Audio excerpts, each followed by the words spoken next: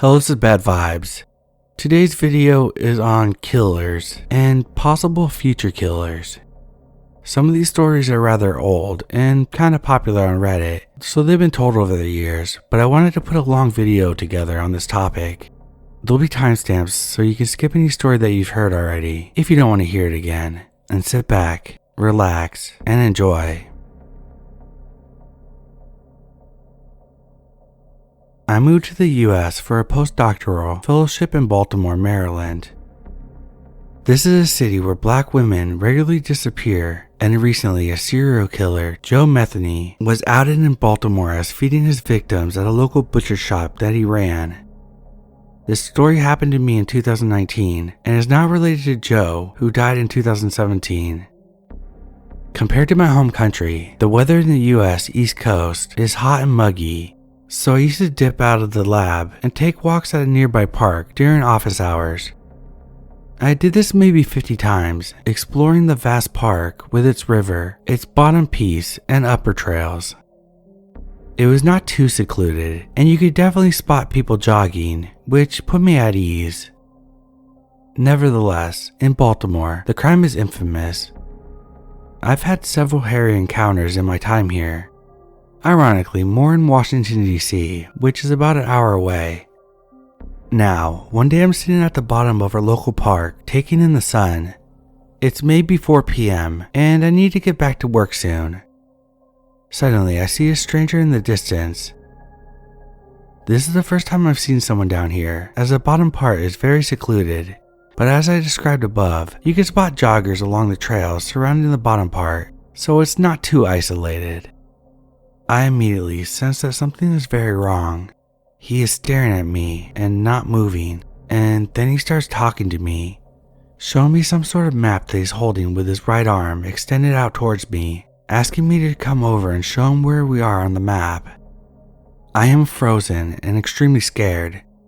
Something about this situation is very off, and I've been all over the world, and this is a first. Something about him was just wrong. I then noticed something truly disturbing. In his other hand, which was elevated, he's holding a very large rock. He kept telling me to come over and show him something on the map. I freak out because the only way to get away is to run right around him or run backwards deeper into the bottom of the park. I shouted no, and miraculously, he lowered his arm for a moment, allowing me to run past him. I ran and ran until I was back on campus. I really wanted to call the cops and report this, as I know I became very close to becoming another stat in the city where people regularly disappear. Because I was technically supposed to be at work, I never reported this to anyone except my closest friend. He believes I was indeed faced with evil.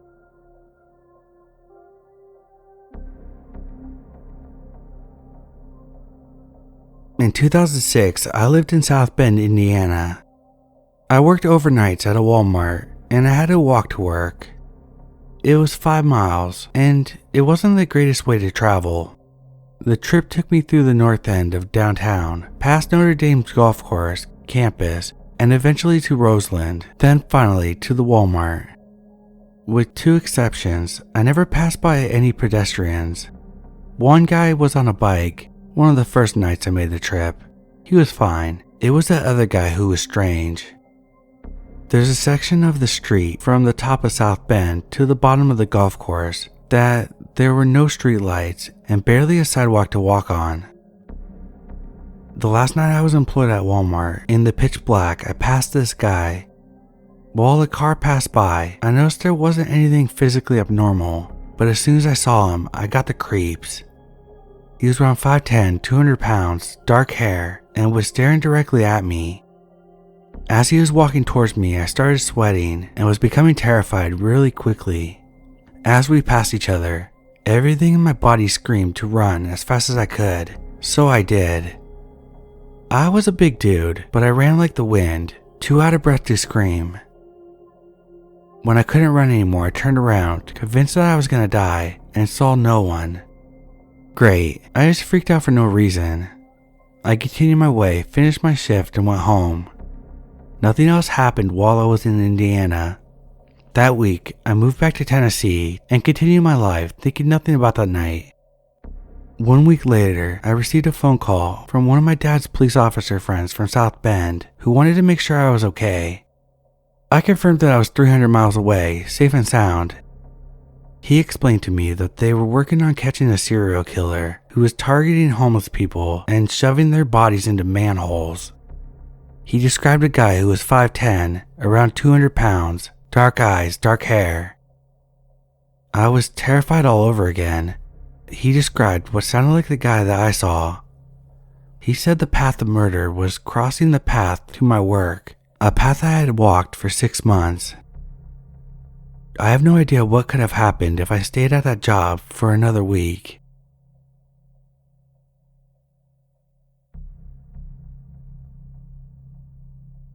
For context, I didn't grow up in a good area. I won't give the location for privacy, but I live in a fairly large city. At the time, I was around 10 or 11. This was overall not a good area, lots of gang activity, drug use, those kinds of things. One of those neighborhoods with all those jacked up sidewalks and shopping carts strewn everywhere. There was a park a couple blocks away from my house, and I decided to go on a run there and spend some time there on my own. I don't know why I was allowed to leave on my own, knowing the area. It was still light out when I jogged down there, but it started getting dark by the time I actually reached the park. It was around dusk. The layout of the park, it faced out long ways, so the shorter side was where the gate was. It's hard to explain, so I attached a picture to show you all what it looked like. There was a set of swings at the very front, and I sat down to hang out there for a bit. At the time, I didn't have a phone with service. I just had music downloaded to listen to. I was sitting with my earbuds in and got a really awful feeling. It felt like a tingling on my back, and I knew something was up. I took one earbud out and kept swinging, but I couldn't shake that feeling. Finally, I turned around to check behind me. There's an alleyway leading into the park that curved so you could only see part of the way down. It was all white gravel. Down the alley was a dumpster. There was a figure on the ground with a ton of red stuff around him, which I now know was blood, and another guy standing walking towards me, fast. The alley was across the playground, about 40 feet maybe. As soon as I saw the man approaching me, I dipped the fuck out of there. He had something in his hand, but I couldn't quite see it. He was holding it like a knife or a pair of scissors. I sprinted a couple blocks back to my house, got into the back, and made sure no one saw me. I didn't tell my dad until years later, and he fully believed me. The area was bad news, and I'm amazed something bad didn't happen to me with how much I was left out alone.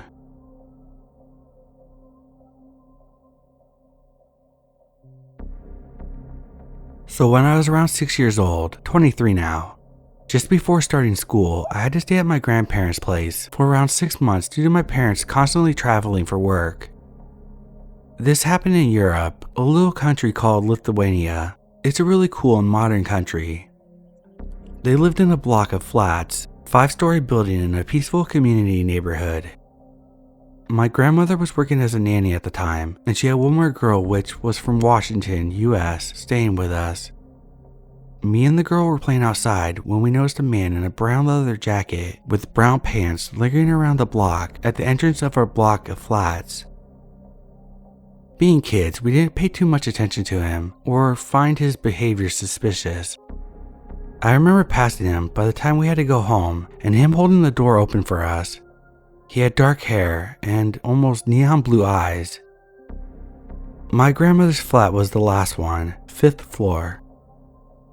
The three of us were having dinner while my grandfather, who at the time was working night shifts at a local billiards club, was leaving for work.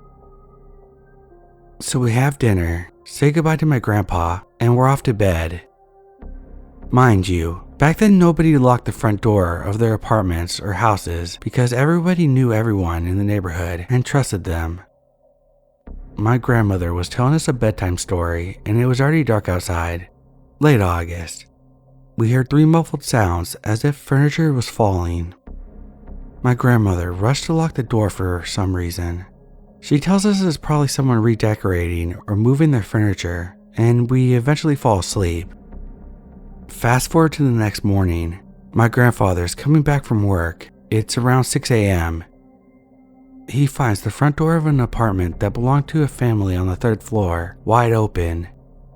He walks in and finds a dead grandmother and a boy, which was around 5 years old, and also one of my friends dead, with gunshot wounds. Me and the girl from the US are immediately woken up. There's police everywhere. We were asked if we saw anything suspicious or people not from our neighborhood. Of course, we remembered the man. Later on, he was found guilty of this particular murder, and it was all over the local newspapers. Since then, everyone I know, including myself, locks the doors. Creepy murderer, let's not meet again.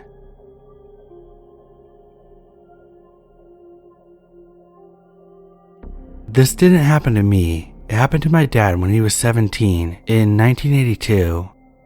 He ran away from home because he was in some kind of trouble. He never told me exactly what he had done, but I knew he had a pretty crazy youth. To escape getting into trouble, he went to London and stayed in a bar near a train station for a few hours, trying to figure out what to do next. Very quickly, he was approached by a man who sat next to him and kept buying him drinks. The man was kind, charming, and really seemed to empathize with my dad. He offered to let my dad stay with him for a few days, free of charge. My dad said he really considered it, actually thinking he might go there and steal from the man, but changed his mind in the last minute because the man had been kind to him, and he went back home.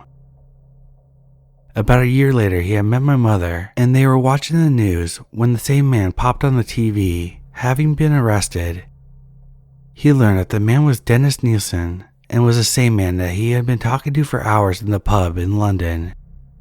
Apparently, when Nielsen appeared on the TV, my dad turned ghostly white and started immediately shaking. Although it's not my experience, I was always extremely careful and wary of people I don't know.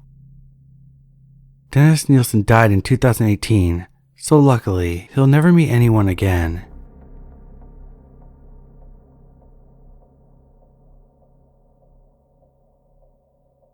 Back in 2000 or 2001, I was driving myself from visiting my mom in Colorado back to Arizona.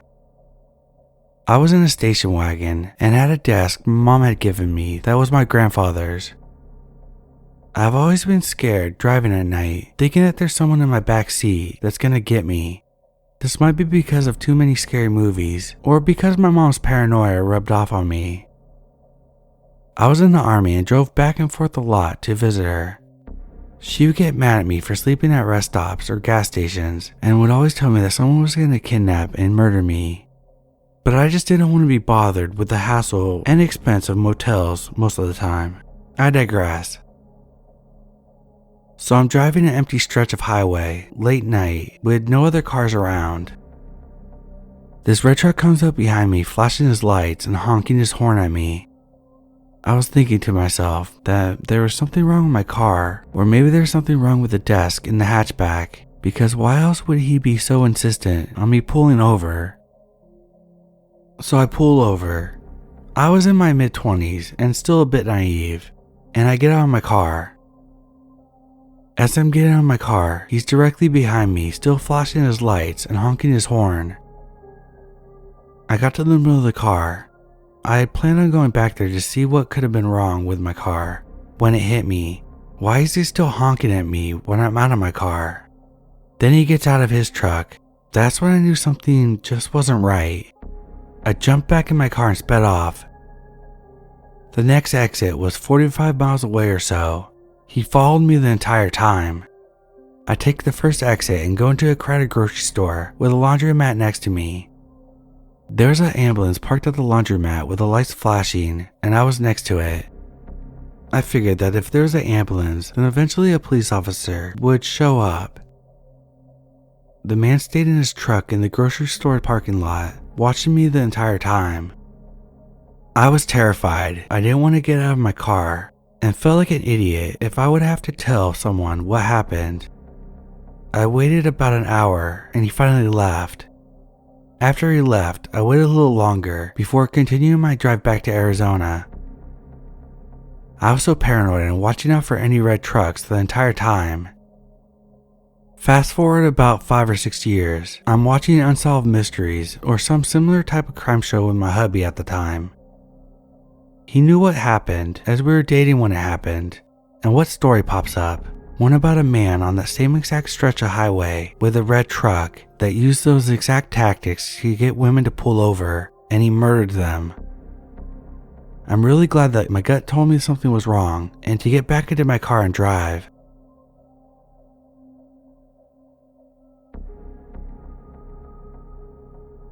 So, a little background here. My father was in the Army for 21 years, retired and moved to a very small town in Central Florida. He got bored after a couple years, and even though he didn't need the money between his retirement and what my mom was making as a bookkeeper, tax prep, he wanted to go back to work. He started working at various gas stations, and it being a small town, the owners wouldn't care if I came there and helped him out with stocking the coolers or even running the register, as long as it didn't sell beer or smokes. This took place in the late 80s and early 90s. The actual story I'm gonna tell took place in 1990, and I remember the date well because it was shortly after my birthday, and being 15 in Florida, I had just gotten my learner's permit. My dad would let me drive him to and from work just to get some experience on the road, both at day and night. I was sitting at my usual spot at a table that was set up along the window, book in hand, feet propped up, and a Mountain Dew on the table along with some snacks. I would generally spend most of the evening that way, reading books, getting up to run the register, stock the cooler at different times. I remember glancing up because something caught my attention that was unusual, and I realized that it was a lady walking up our parking lot from the direction of the interstate. The gas station was right on the I-75. This in itself was very strange because of where we were located. You didn't get many people walking, and definitely not walking from the direction of the interstate. I figured that she had broken down somewhere and was coming to use the phone to call a tow truck or something. I was completely wrong. She came into the store, looked around for a few minutes, and I remember just getting a real strange, creepy feeling about her. She walked up to the counter and started telling my dad a story about how she had gotten stranded and needed a ride to the next big town up north. Ocala was the town. This is important. My dad lets her know that he's working and there's no way that he can take her. She turns and looks at me, and while she is looking away from him, my dad catches my eye and subtly shakes his head no. I was confused for a second, but then she turned back to my dad and points at me, asking if I could take her. My dad responded back that I only had my learner's permit and wouldn't be able to drive her anywhere and then drive back. Normally I would have done it, even though it's illegal, because I've done it a few times before already. I didn't argue with my dad since it was completely out of character for him. He was normally chatty with the customers, but for whatever reason he was almost cruel and dismissive of her. Turns out he had a bad vibe about her from the minute he had seen her walking up the drive. Well, she cusses him out for a minute, and he basically tells her to get out of the store. She slammed the door open. I thought the glass was going to break from how hard she slammed it, and then she stalks out of the store and down the driveway. I kept an eye on her and continued to watch her as she made her way back to the interstate and then starts up the northbound on-ramp. Almost a year passes and I'm in my bedroom, less than a week before my 16th birthday. I hear my dad yelling from the living room, "Son, get your ass in here, look at this." I quickly run to the living room and see my dad pointing at the TV and look at the mugshot of a lady up on the screen, and immediately remember the lady who had been in the store. Turns out I almost gave a car ride to Aline Warnos, who was later convicted of being a serial murderer and later put to death. Still have nightmares about what could have happened.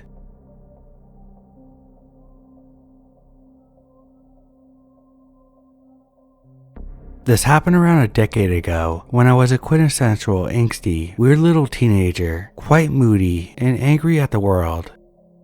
Ironically, I think that's what ultimately saved me, but the guilt doesn't leave me. I've never shared this with anyone before. My family had lived in one of the nicer neighborhoods in my city, and unfortunately muggers weren't uncommon, though to my knowledge at the time, none had resulted in anyone's death. I wasn't really following the neighborhood news, or any news really. I could tell that my mom was getting increasingly worried over the past few months, but I just didn't care enough to ask why. She kept reminding me to lock the doors, travel in groups, not to talk to strangers, yada yada yada. The same spiel most reasonable parents give to their kids, only I took insult at being lectured weekly about safety at 16. Our first fight about this happened when I was told I wasn't allowed to walk home from the train anymore. I was taking some extracurricular lessons at the center of the city and rode the train to the end of the line where we lived, which was in no way remote. Our apartment building was about a 10-minute walk from the station, and I had been doing that distance since I was little. I could literally do it with my eyes closed. I usually walked around with my headphones on and much beloved CD player in my bag, listening to something loud and grungy, feeling completely safe in my little bubble of melodious solitude. Lots of yelling and screaming, lots of, "You still treat me like a child. You don't trust me. You are suffocating me. You are taking away my freedom. You are the worst mother ever." Drama, you get the idea. Eventually, we came to a compromise. As long as it was still light out, I could walk home. Otherwise, I'd give her a call and she would pick me up. I was fine with that, for a time. On this particular night, however, I was really angry. Don't ask me about what. I honestly don't remember the reason. I just remember the wrath. I wanted to scream bloody murder, and the feeling got even more exasperated when I realized I had to call my mommy to come pick me up. Nope, no way, I wasn't doing that. Didn't matter that it was raining. I wasn't a baby or made of sugar. I got out of the train, ignored the heavy rain, and marched straight home. On the outside, I must have looked like a normal 16-year-old listening to some music while hurrying home. But on the inside, I was preparing to crush my enemies, seeing them kneeling before me and hear the lamentation of their women. The way from the station to my home is pretty well lit, except for one turn. Back then, there were unkempt hedges on both sides of the corner. One in the front of an abandoned lot, and no streetlights at all for about 100 feet. I approached the turn completely oblivious of my surroundings, internally planning my revenge against yet another unidentified foe, when someone jumped out beside me from the bushes, wielding a large kitchen knife. Most of what follows I remember in a blur. I don't remember what he looked like. It was dark and he was wearing a hood. I remember he smelled strongly of medicinal alcohol, but I honestly don't recall him saying anything. He probably didn't have enough time anyway, because when he jumped out of the shadows, I was startled and dropped my Discman, and that was it. I saw red. I completely lost it in the sky. All the frustrations poured out of me like a dam breaking, and I unleashed a torrent of swear words at him, most of them which I made up on the spot. I completely ignored the knife, shoved him backwards, kept screaming, "Are you fucking kidding me right now?" over and over, and bent down to pick up my shattered CD player. I don't know what he did, and to this day I don't know why he didn't attack me when I was crouched down, but when I gathered all the pieces and stood up, he was nowhere to be seen. Holding the pieces of my broken Discman and CD, I continued my march home, muttering a variation of, "Great, just great, that's just perfect. What else is gonna happen today to make this even shittier?" And on occasion turning around to yell, "Fuck you, man," at a general direction of the guy. When I got home, I got straight into a fight with my furious mother for not calling her, and made sure not to mention what happened out of fear that it would give credence to her side. The gravity of it all hit me in the shower after the adrenaline had subsided, and yet I think I still cried more for my broken Discman than realizing the danger I had put myself through and what I had just survived. It all came crashing down on me 2 days later when one of my neighbors was found stabbed in the lot behind the hedges where I was attacked. I didn't know her well. We went to Sunday school together, but my family and hers had been neighbors for years. I overheard my mom talking on the phone about the serial killer that was making his rounds around most of the affluent parts of the city, and how this was the latest in the series of muggings and stabbings in the area.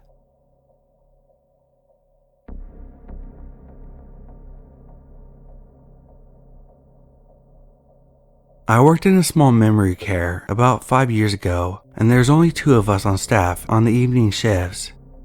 We had an agency CNA come into work with me, and it was our first time working together and meeting. The girl was young, 17 years old, and we began talking while we were working, and she told me she needed to go out to her car real quick. She goes and comes back and was telling me about her boyfriend. They were arguing over text. She told me that he was waiting in her car until she got out of work, which was an 8-hour shift. Alarms were going off, and I was thinking to myself how weird it was, and I was going to go outside and tell him to leave, but a small voice told me not to, and I listened. Our shift goes on and we are continuing to talk, and she tells me that her mom doesn't want her hanging out with him anymore due to the situation that happened. Backstory: they got into an argument in her basement, and he went upstairs and grabbed a knife. Her stepdad caught him and asked the boyfriend what he was going to do with the knife, and he said that he was going to hurt himself.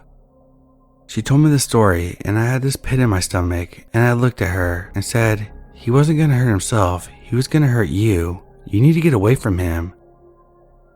At the very end of her shift, we had a long talk, and I told her that she was too young to be going through this, and there's a lot of other people out there. She doesn't need to be involved with someone like that. And I told her, "The next time I see you, I don't want to see you on the news dead." Before she left, she told me that her mom, who worked in the same agency, was coming in to work the night shift. The young girl went on her way, and her mom came in. I had to tell her mom that she was still hanging out with this guy. The mom forbid her from seeing him, and I could see why. As a mom myself, I would want to know if it was my daughter. The mom was really thankful and gave me a big hug, and I went on my way. Later, I started working at this agency myself and saw the young girl's stepsister, who also worked at the agency, at the facility I went to. I got really excited to see her and asked how the other girl was doing, since she referred me to this job. With a straight face, she told me that she was murdered by her boyfriend. He shot and killed her a few weeks after I had seen her at my job. I feel absolutely sick that happened to her. And the messed up part is, it was all over the news, and that was one of the last things I told her I didn't want to see. It's really messed me up to the point where I had to go to therapy afterwards. I'm glad I listened to my gut instinct, because he could have easily hurt me if I went outside and told him to leave when he was waiting in his car.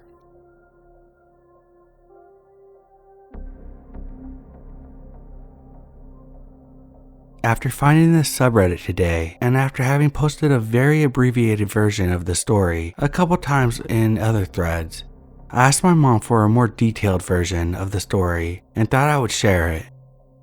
This happened circa 1971 or 1972, when my mother was about 14 or 15 years old. This incident occurred in a heavily wooded area near Montevallo, Alabama. My mother is the oldest of 5 children. She had 3 sisters and a brother, who is the baby of the family. One weekend, in the cooler months of the fall, my grandfather decided to take the whole family, my grandmother, my mother, all of my aunts, and my uncle, so 7 people total, into the woods for target practice with a rifle. My mother grew up quite poor, and they didn't always live in the best neighborhoods, so my grandfather wanted to teach the kids how to defend themselves with a rifle, if need be. Like I said, it was later in the fall, so the trees were bare and there were a lot of leaves on the ground. The wooded area was just off the dirt road, so this was a fairly rural area they were in. Since it was so far off the unbeaten path, my grandfather became startled when he heard the roar of a car engine so deep into the woods. My mom remembers the car being a blue Ford Galaxy. Despite the fact that my grandfather had a gun, he totally freaked out and told my grandma and the kids to hide under a pile of leaves in the woods. He hid with them. The man in the driver's seat got out, dragged a woman's body out of the car and just dumped it there in the woods and drove away.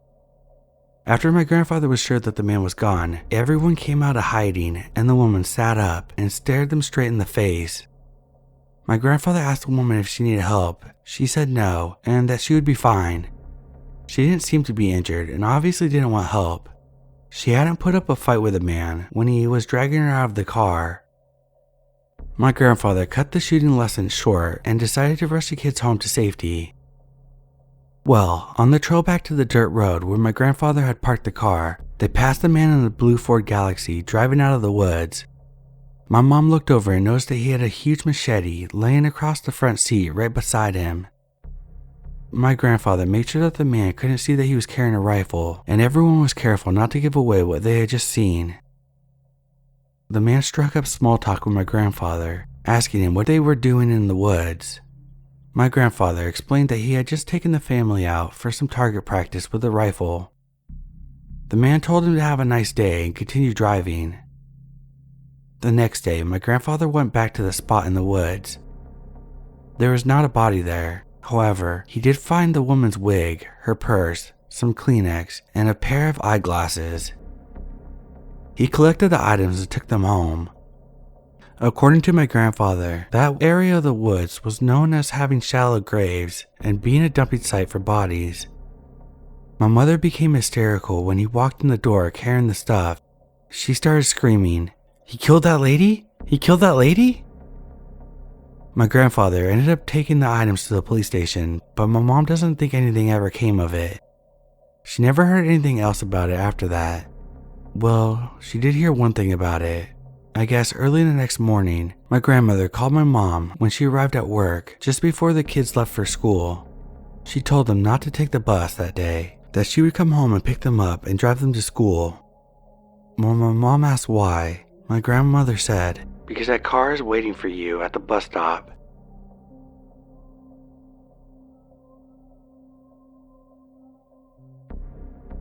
I used to work at a sex shop. I know how that sounds. And while yes, we sold porn and toys and whatnot, we primarily sold lingerie and the store was obviously geared towards women. It's important to note that at this particular location, only one person was working at any given time. As in, on a dead night, I was the only living soul in the building. I know now how stupid and dangerous it was to accept a job where there wasn't even a coworker, let alone a manager with you at all times, given that we were all young females and closed at midnight. Even though we weren't supposed to carry any type of weapons, I always had a pocket knife. Brilliant, right? I was too young to carry a gun, but there was a guy that worked next door that was super nice and always came to help me if I needed it. Customers getting rowdy, call him and boom, he'd come running. He lived about a block away from the store, so I always felt better about that. That being said, we did have our creepers that came in all the time. I kinda expected that when I got the job. However, no one really seemed dangerous, just people constantly asking me awkward questions. Again, I kind of expect that. However, about a month after I started working there, we started getting these weird phone calls every couple of weeks. A guy would call, say that he lost some sort of bet and had to do something humiliating. Sometimes he had to mow his lawn in a pink bikini with high heels. Sometimes he had to let his coworkers tie him up at his desk and leave him there, etc. We assumed that it was a prank caller and let it go. However, after a certain amount of times, we began to notice that the guy was calling on my shift, and if anyone else answered, he would say that he had got the wrong number and hang up. We knew it was him. He had a pretty distinct voice. His calls gradually became more and more frequent, and he would ask more and more unusual things. He would ask me to describe certain lingerie down to what kind of stitching it had and everything. I started getting frustrated, obviously, and would start snapping at him, telling him that this was the third time that he called this week, go somewhere else, whatever I felt like saying at the time. Where I worked, even if we know it's a prank call, we're supposed to try to be our wonderful, happy retail customer service providers that would make our bosses proud. So I would start off the calls trying to be helpful, knowing damn good and well where it would end up.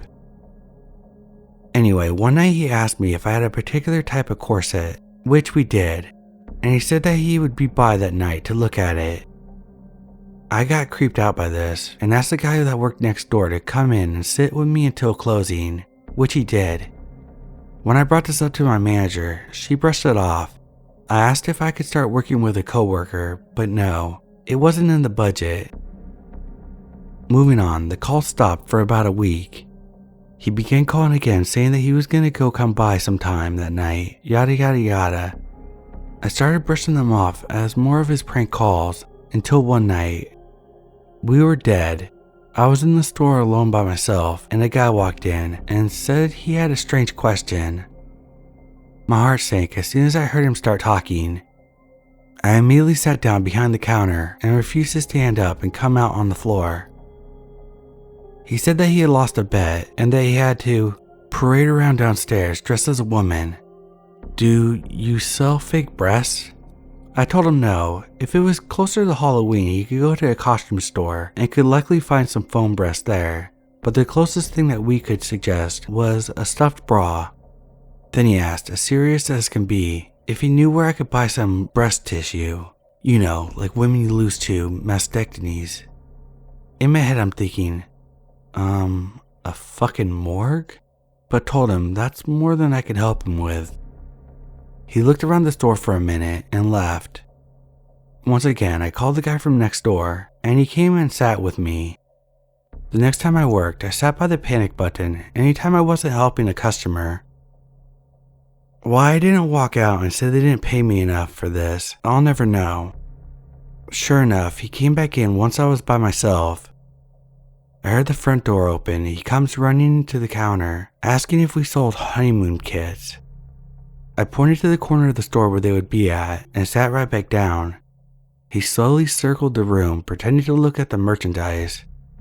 I was watching him on the security cameras and noticed every time that he would walk past one of our storage doors, he would lean in and listen. Holy shit, he was making sure I was really alone in there. When he got back around to the counter, he reached into his pocket, pulled out his cell phone, and pretended to start talking to someone, and ran back out the door. Now, he was close enough to the counter that I could hear everything. The phone number rang, and it didn't vibrate. Once I knew that he was out of the store, I went to the front window to try to get the license plate number, because now I know that this guy is whacked. He was already gone. It's hard to explain the layout of the store, but let's just say that for him to be gone by the time I got to the window, he had to have had his car running and waiting for him to come back out. However, I was able to see that it was a white SUV with round tail lights. That's it. Figuring this has gone beyond asking a friend for help, I called the local police department, who said that they would send an officer out to stay in the parking lot while I closed. As it turns out, the officer came out early to ask about the situation and that he would come back at midnight. Between the phone calls with the station and the time the officer came into the store, I noticed a white SUV crawl through the parking lot right against the building. The officer comes and goes, and by the time he came back that night, that same SUV went through the parking lot 4 more times. However, since I didn't see the guy's face for sure, I didn't call the police. At the time, I thought that was a huge no-no, making calls when you're not sure, although later they assured me given the situation, I should have called. Sounds stupid now. Anyway, after that night, I turned in my 2 weeks notice and got a job elsewhere. Everything was fine for several weeks, actually a few months, until one night I was in the car getting ready to go to dinner with my husband, when I get a phone call on my cell. I didn't recognize the number, but I had recently gotten a new phone. I wasn't sure if it was a deleted contact. I answered and sure enough, it was him. Side note, I'm a part of a website that offers spiritual counseling and whatnot. Don't ask, just go with it. He said he got my number from the website and wanted to know if I gave gender role counseling. I said that I hadn't before, but I'd give it a try and gave him my work email associated with the site, hoping that he would email me and I'd have more evidence to turn into the police. First of all, the site never had my phone number. Second of all, since I don't know where he got my number, I don't know if he knew my address, where I went to school, etc. Third of all, I'm now convinced that this guy wanted to go all Buffalo Bill and wear my damn skin. So finally, I go to the police department, file a report, and give them my number. No clue what they did with it, but the call stopped and I never saw the guy again. It's been a little over a year now and I don't live in the same state anymore, thankfully.